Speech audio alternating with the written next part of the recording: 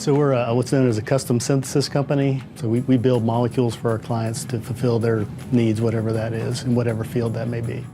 PharmAgra Labs is certainly unique in the county, or really even in Western North Carolina, because we're essentially a biotech support company located in an area where that is not a tradition like it would be in the Research Triangle Park or other areas of the country. So we work with pharmaceutical and biotech companies to help them in the discovery or development of new medicines. We can also work with electronic materials companies to help them develop new, for instance, display technologies that make your screens brighter or your computer runs faster.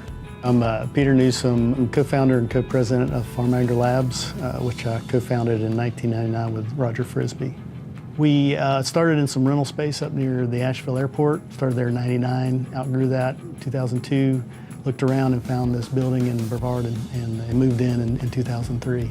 And we have people of all degree levels, but the majority are PhD, which kind of speaks to the level of problem solving we have to do, because we're really kind of professional problem solvers. We're kind of guns for hire in the field.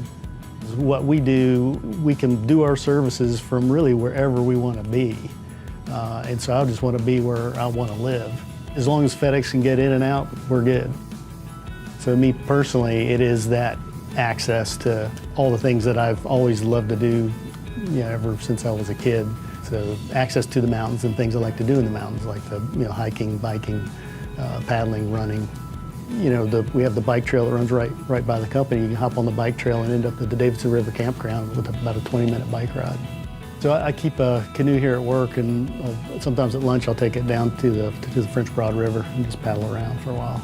Most of us anyway, we work hard and play hard. So you come in here, you get your work done, and then when your work's done, I'm out the door. In fact, last night on the way home, I hit DuPont and went for a ride before I hit the house. There's no point in having a job you love if you live in a place you hate.